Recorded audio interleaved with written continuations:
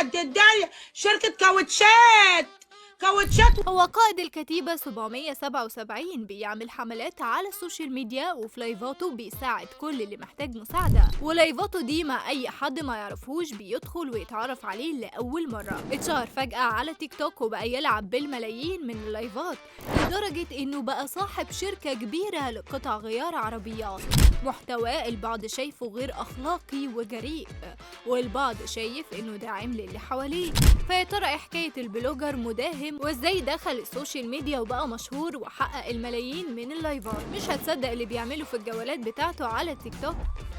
مداهم بيتابعوا على تيك توك أكتر من 1.5 مليون متابع، ما بين الداعمين ليه وفي ظهره وبين اللي بيهاجموه وينتقدوا محتواه في الفيديوهات مش قد كده، بمعنى إنه مش مهتم بنشر فيديوهاته على حسابه على التيك توك بصورة يومية زي أغلب البلوجرز وتفاصيل يومه واللي بيعمله في حياته، ولكن اهتمامه كله باللايفات. وهنا مربط الفرس. أيوة، مداهم كل العز والشهرة اللي بقى فيها بسبب لايفاته اللي بيظهر فيها كل يوم، وده بصفة يومية، وليه مواعيد بتكون بالليل على الساعة 9 أو 10.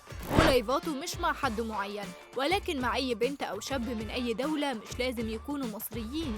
البعض شايف إن محتواه في اللايفات جريء وغير أخلاقي، وبيكون في جمل وألفاظ غير مباشرة بطريقة غير أخلاقية، خاصة إنه أول ما يفتح اللايف بيقول للبنت اللي هتظهر معاه أنت اسمك إيه ومنين، وفجأة الحوار يقلب كأنه يعرفها من سنين. في اللي بيظهروا معاه بعد ظهورهم الأول أكتر من مرة ومصاحبهم زي رشروش، وفي منهم اللي بيظهر مرة وغيرهم كتير. مداهم بدأ على التيك توك بحملات بيدعم فيها اللي محتاج، وليه فيديوهات كتير على السوشيال ميديا إنه دخل لايف مع بنت عندها كانسر وقال لها تحكم عليه في جولة، رفضت، قال لها أنا اللي هحكم، وقام حالق شعره زيها على الهوا قدام كل الناس تضامنا معاها ودعم ليها زي ما هو متعود دايما يعمل الخير، والكل يشهد له كده في كل حملاته ولايفاته. وقف مع تيك توكرز كتير في أزماتهم سواء صحيا أو حتى أزمات نفسية بسبب قضايا أو محتوى وداهم ورا الشمس زي كروان مشاكل، وكان بيدعمه ويطمنه في البداية، ولكن مع الوقت ولما اتقبض عليه واتحبس ما بقاش يسأل عنه،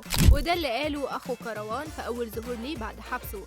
فهو مش بيصرف من جيبه على الحملات دي، وقال إنه همزة وصل وبيوصل الداعمين بالغلابة اللي بتطلع معاه، ورغم كل الخير اللي بيعمله ده الناس سابت كل ده وركزت في رد فعله على زين الكوميديان اللي قاله إنه كسر بخاطره لما ظهر في لايف معاه، وفضل يحاول يدخل معاه لايف زيه زي المشاهير كتير. في البداية قاله إنه ولد صغير، ولكن اتضح بعد كده إن زين عنده 27 سنة ومتجوز وعنده ولاد، ولما الناس هجمته دخل معاه لايف وصالحه وعزمه على العشاء. مداهم كان بقاله فترة بعيد عن الحملات اللي كان بيعملها، ولكن رجع مع بداية السنة الجديدة إن يرجع يعمل حملات دي كل يوم، وقال كده في لايف مع البلوجر سارة محمد. وأول حملة في السنة الجديدة قرر إنها هتكون مع سارة. علاقته بأم عمر كبيرة جدا، ودايما بيظهر معاها في لايفاته، وكتير بيدخل في خناقات على الهوا معاها، ولكن محدش بيقدر يحدد هما متفقين على الخناقات والمشاكسات دي ولا بجد بيتكلموا كده مع بعض. في لايف قبل كده بقى يقر على العز اللي بقت فيه، ولكن هي هجمته وقالت إنه عنده شركة قطع غيار عربيات كبيرة